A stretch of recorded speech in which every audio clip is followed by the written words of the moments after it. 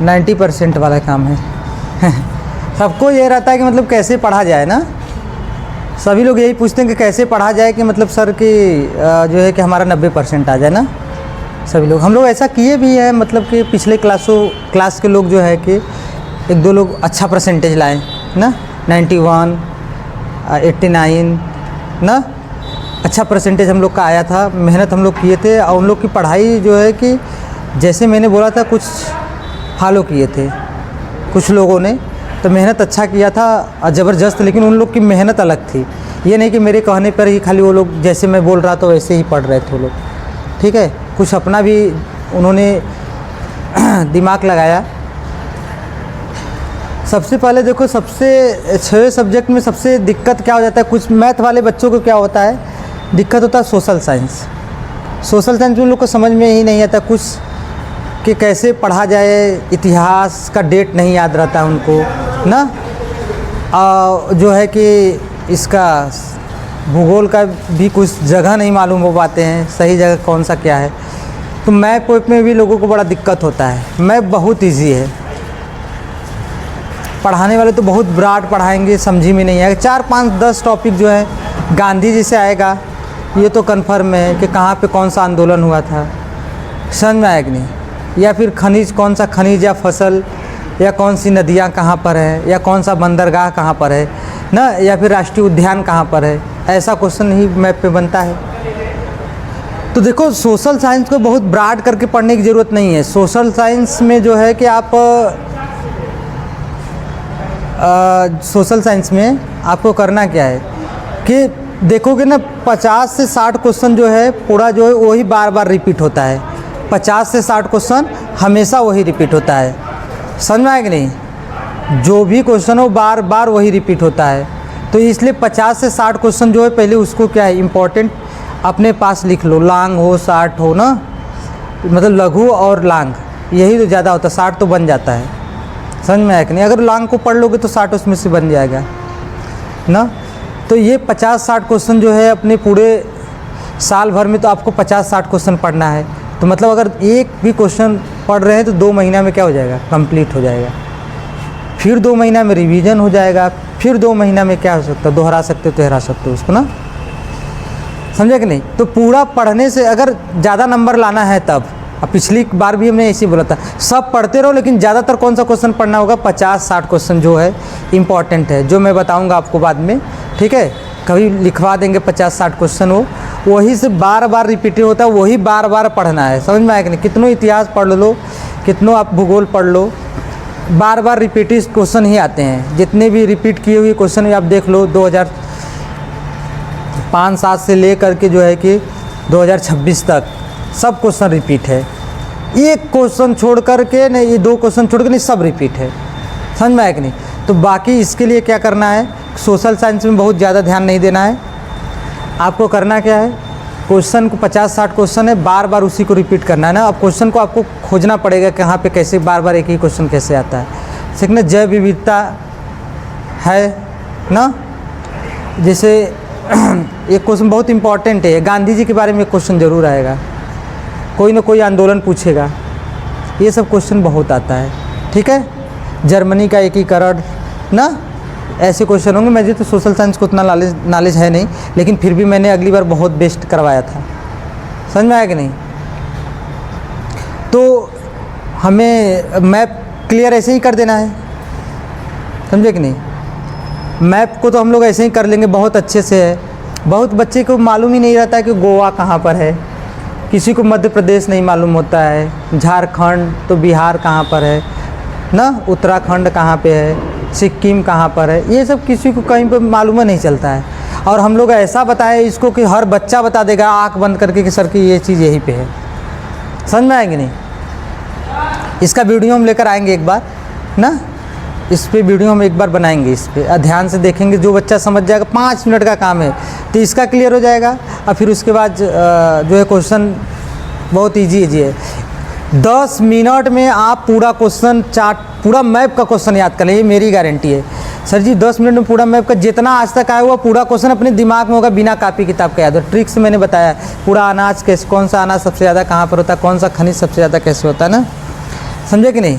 ये सब पूरा मैंने क्या किया है, एकदम विस्तृत से समझाया था एक बार। एक बार मैं फिर लिखवा दूंगा, एकदम एक बार याद कर लो कि ये सर जी बताए थे कि ये चीज़ यहाँ पर पाया जाता है ना। जैसे कि बाक्साइट मतलब बाक्स होता है, बाक्स लेकर के चोर उड़ गए, चोरी कर लिए बाक्स, तो बाक्साइट कहाँ पर होता है, उड़ीसा होता है ना, ऐसे करके। समझ में आया कि नहीं, समझे ना। तो ये होता है, जैसे जिप्सम सबसे ज़्यादा कहाँ पाया जाता है, राजस्थान में।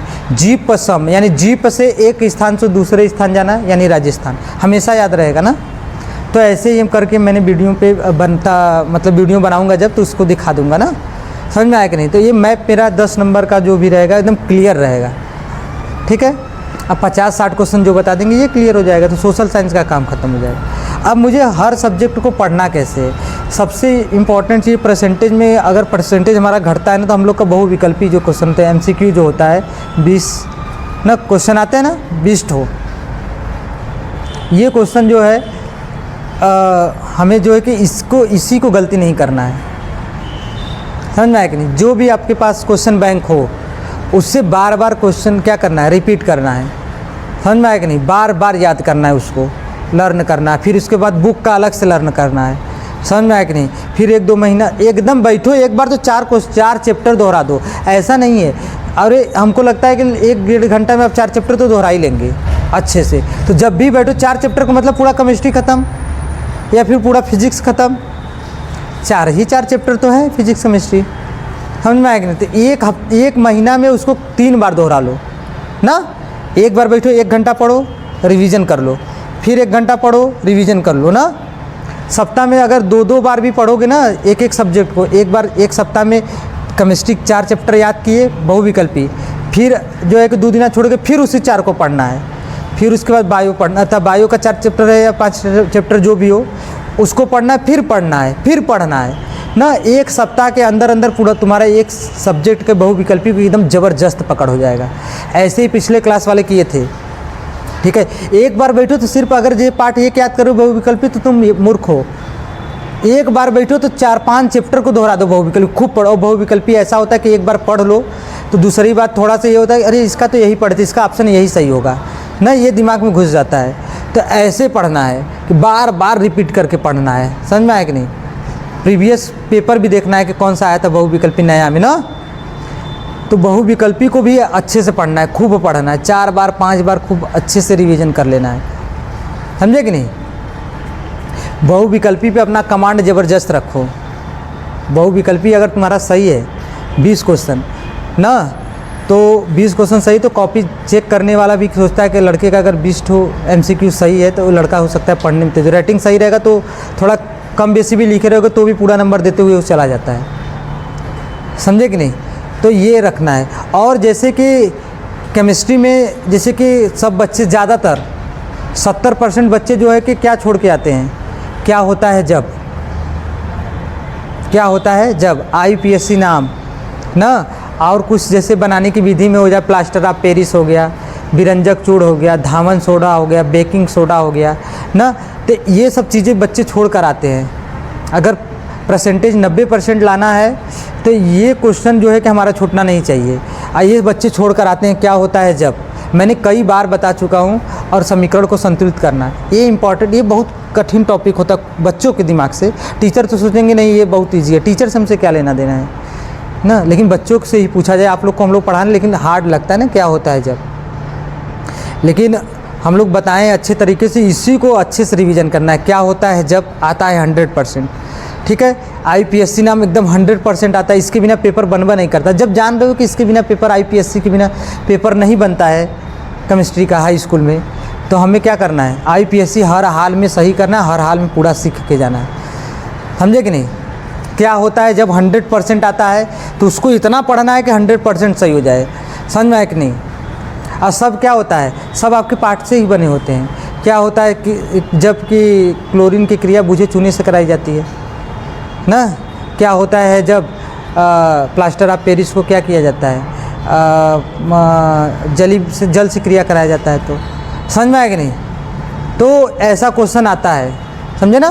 तो ये क्वेश्चन, ऐसे क्वेश्चन भी गलत नहीं होने चाहिए। समझे कि नहीं। ये सब क्वेश्चन कभी केमिस्ट्री में गलत ना हो। फिजिक्स में क्या होता है, फिजिक्स में आपके सवाल देते हैं, समझ में आएगा नहीं। सवाल आता है बहुत इजी परिभाषा इक्का दुक्का पूछ देगा, नहीं तो सवाल की क्वेश्चन ज़्यादा रहता है, थोड़ा सा एक दो ठे डेरिवेशन थोड़ा सा छोटा है वो आता है। नहीं तो आपको खाली क्या होता है कि प्रतिरोधकता के बारे में पूछ देता, प्रतिरोध के बारे में पूछेगा, कब घटता है, कब बढ़ता है, कब अधिक हो जाता है, कब कम हो जाता है, समझ में आया कि नहीं। सोचने वाली चीज़ों पे होता है ना। तो फिजिक्स भी तो बहुत इजी ही चैप्टर है। फिजिक्स में तो मैंने बताया था एकदम इजी है। फिजिक्स बहुत लोगों को कठिन लगता है, लेकिन हम लोगों को तो सबसे अच्छा सब्जेक्ट हम लोग का फिजिक्स ही है, एकदम ईजी से हम लोग को समझ में आता है। तो फिजिक्स में क्या करना है, फिजिक्स में क्या करना है कि पहले आपको क्या करना है, परिभाषा पढ़ लेना, अच्छे से याद कर लेना है, समझ में। अब फिजिक्स के 4-5 लाख क्वेश्चन तो एकदम क्लियर है क्या आता है, जिसमें नियम शब्द लगा रहेगा उसमें से एक क्वेश्चन आएगा। जैसे ओम का नियम होगा ना, प्रकाश परावर्तन का नियम, प्रकाश अपवर्तन का नियम, आगे चल कर के भाई फ्लेमिंग के दाएं हाथ का नियम, बाएं हाथ का नियम, अंगूठे का नियम, ये सब होता है ना, नियम नियम नियम जिसमें लगा रहेगा, एक क्वेश्चन उसमें से 100% आता है, समझ में आया कि नहीं। एक क्वेश्चन उसमें से 100% आता है, समझ में आया कि नहीं। तो जिस शब्द में फिजिक्स में जिस क्वेश्चन में नियम लिखा रहेगा वो क्वेश्चन एक ही आता है। अभी तो हम लोग क्या क्या पढ़े हैं, प्रकाश परावर्तन के नियम, अपवर्तन के नियम पढ़े हैं, स्नेल का नियम पढ़े हैं, अभी ओम का नियम पढ़ रहे हैं तक, ठीक पढ़ना है। तो ये नियम शब्द जो आएंगे वो एक ही पेपर में ज़रूर आता है। तो याद रखना है अपने दिमाग में कि नियम वाले क्वेश्चन को छोड़ना नहीं है। और उसके बाद फेमस क्वेश्चन क्या है, सबसे फेमस क्वेश्चन है कि दूरदृष्टि दोष निकट दृष्टि दोष किसे कहते हैं। दूरदृष्टि दोष निकट दृष्टि दोष किसे कहते हैं। या फिर कुछ प्रकाश परावर्तन अपवर्तन पे पूछ देता है ना, कि आकाश का रंग नीला क्यों होता है, तारे हमें क्यों टिमटिमाते हुए देते, इंद्रधनुष कैसे बनता है, मरीचिका क्या होता है या कैसे बनता है, ऐसे क्वेश्चन होता है ना, सिंपल सा है, समझ में आया कि नहीं। प्रकाश प्रकीर्णन पे भी दे देता है ना, आकाश का रंग नीला क्यों होता है, समझ में आया कि नहीं। तो ये क्वेश्चन जो है कि इम्पॉर्टेंट है, समझे ना। तो हाई स्कूल के जो यूपी बोर्ड का पेपर होता है ना, जो पेपर बनाते हैं उन लोग का माइंड सेट एकदम क्लियर होता है, और वो लोग क्वेश्चन बता दिया गया है, इतनी बार से पढ़ रहे, एक ही क्वेश्चन बार बार आ रहा है, एक दो क्वेश्चन छोड़ बार बार रिपीट हो रहा है। अब पिछले 2 साल का क्वेश्चन नहीं दे रहा तो फिर अगले साल दे रहा है, फिर अगले, मतलब पीछे से अगर के हम लोग 5-7 साल का एकदम पढ़ लेंगे तो पूरा क्वेश्चन 100% फंस जाएगा, समझे कि नहीं।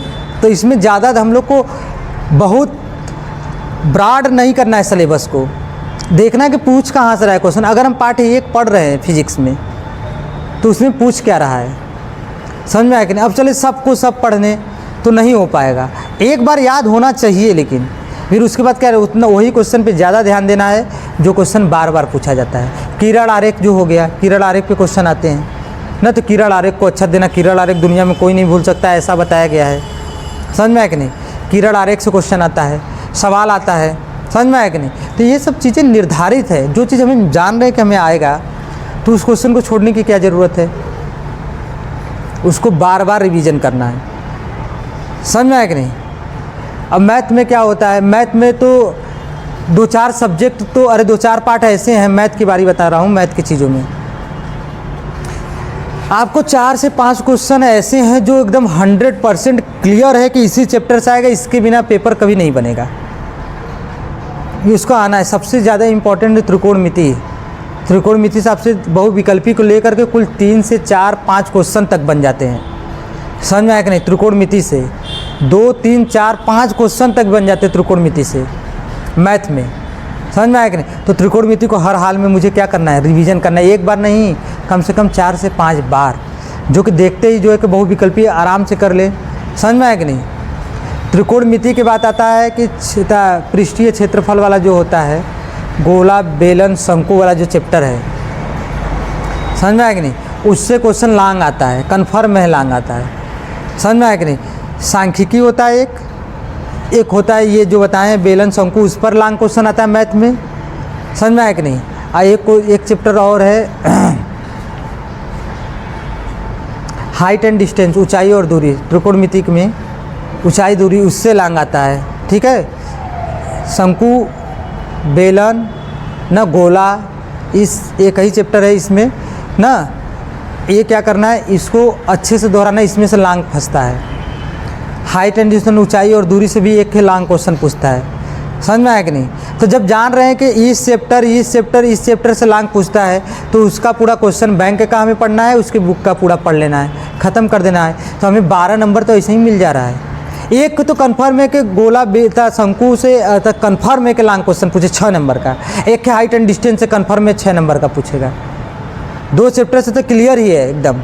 आप पेपर उठा के देख लीजिएगा, 2 चैप्टर से क्लियर 12 नंबर ऐसे ही से मिल जा रहा है। और बहुविकल्पी मिल जा रहा है तो कितना हो जाएगा, 14-15 नंबर खाली ऐसे ही हो जा रहा है। समझे कि नहीं?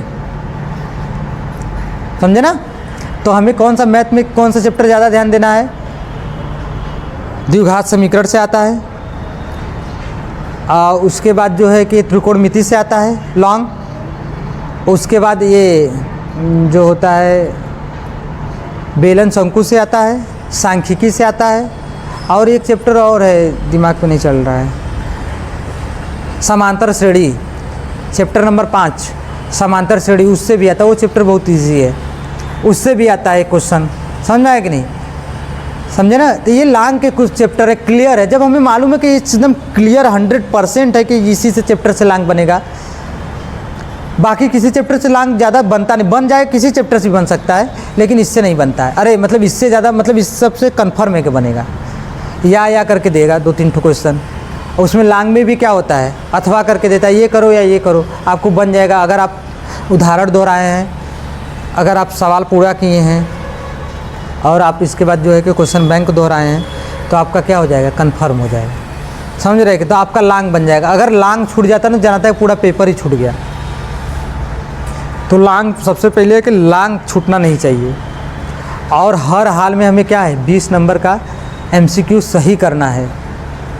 और ये सही भी होता है। आप लोग देखें, दीदी लोग जो हैं, भैया लोग, पिछली बार आप सही किए थे, 20 में 20 बहुविकल्पी किए थे, 20 में 19, 18, 17, 18 से नीचे कहीं कोई आया ही नहीं था। समझ में आया कि नहीं? मतलब कि जो टॉपर थे, एक ही 2 क्वेश्चन गलत था, नहीं तो सब 20 में 20, 20 में 19, 20 में 19, 20 में 18 ऐसे ही था। उन लोग के पूरे क्वेश्चन सही थे। वो लोग करते क्या थे, मल्टीपल रिवीजन करते थे। मतलब 2 दिन के बाद रिवीजन, 2 दिन के बाद रिवीजन, 2 दिन के बाद रिवीजन, और उसके बाद जो लास्ट के 1-2 महीना रह जाता है, तो हम बहुविकल्पी का टेस्ट लेते हैं, खाली बहुविकल्पी का MCQ का। इस पे ध्यान देना है। तो क्या करना है, सबसे पहले मुझे मेरा बहुविकल्पी गलत नहीं होना चाहिए, बहुविकल्पी गलत नहीं होना चाहिए।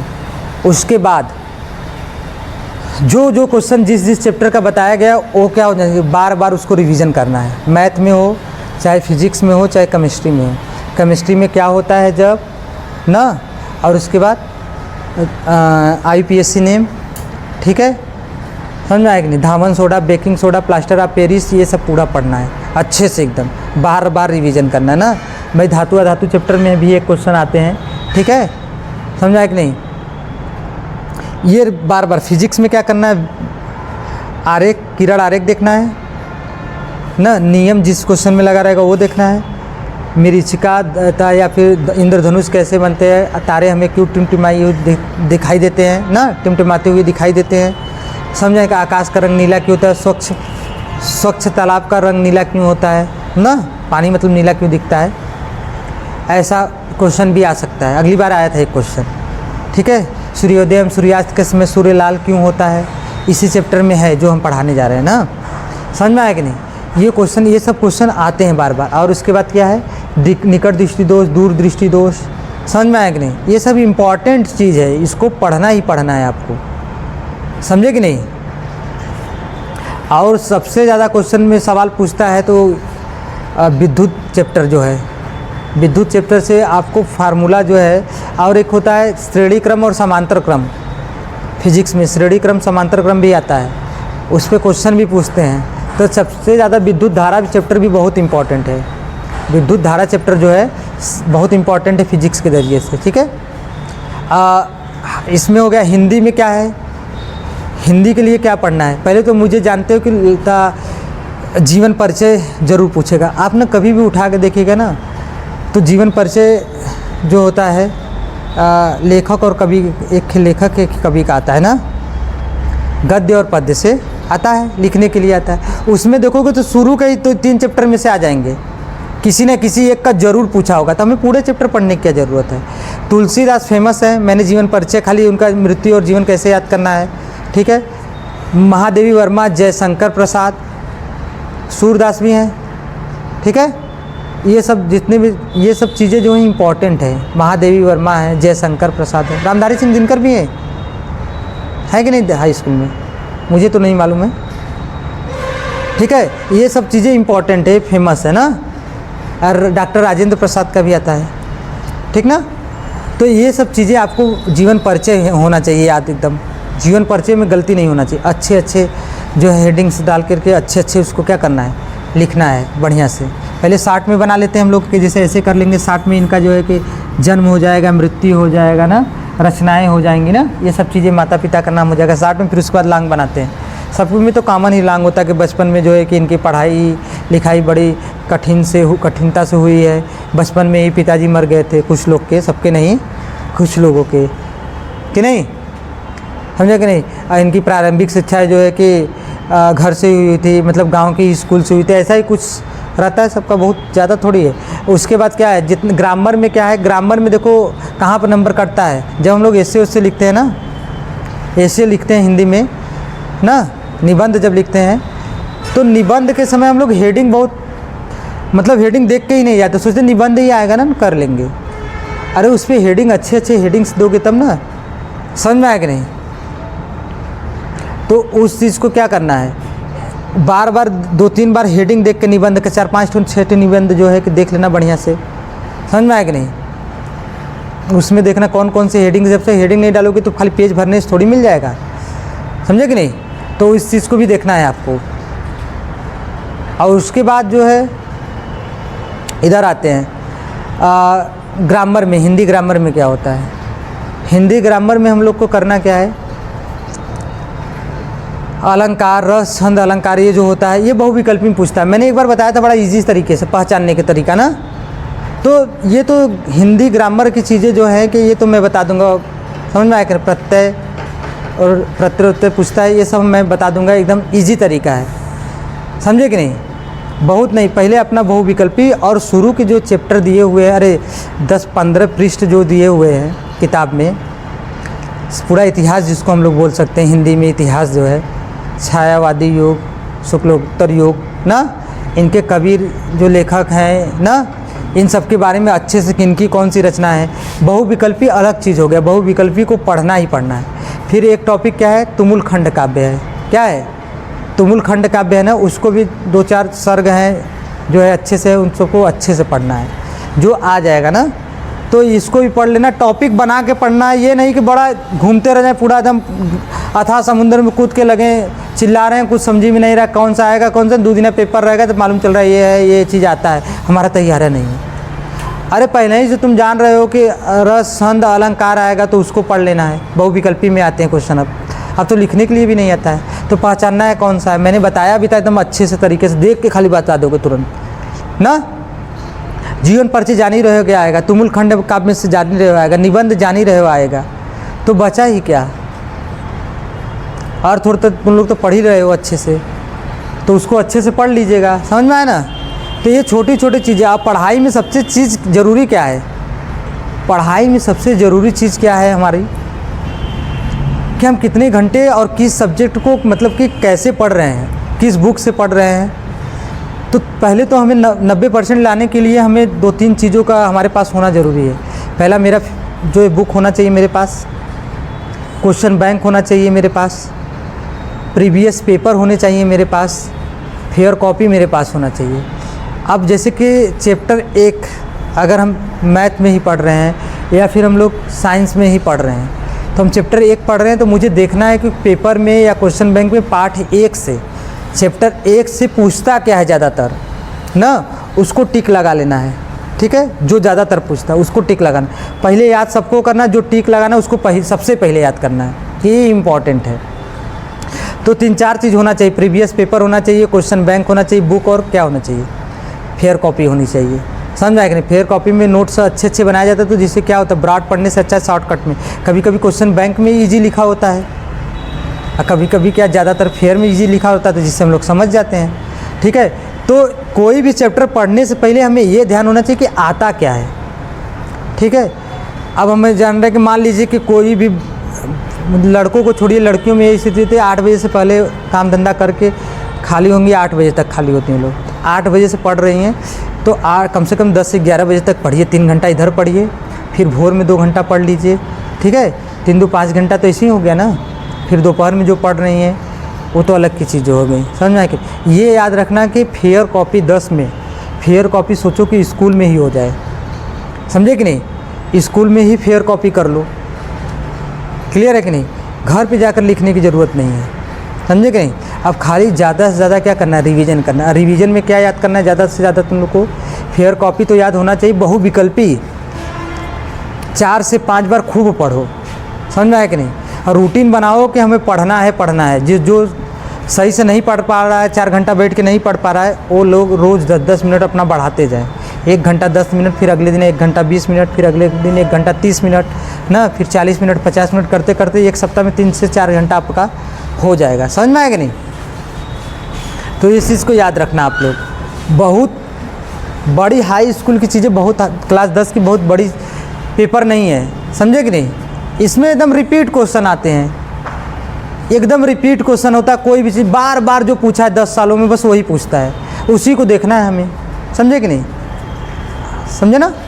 तो समझ में आया ना कैसे करना है, मुझे क्या क्या पढ़ना है। बहुविकल्पी को एकदम नहीं छोड़ना है, और उसके बाद किसको पढ़ना है, लॉन्ग क्वेश्चन क्या क्या आता है। बाकी तो 60 हम लोग बना लेंगे ना, समझे कि नहीं। हम लोग में जो कि सोशल साइंस में जो छोड़ते हैं, मैंने बताया कि बच्चे क्या छोड़ते हैं, तो उसको ध्यान रखना है, ठीक है, समझे ना।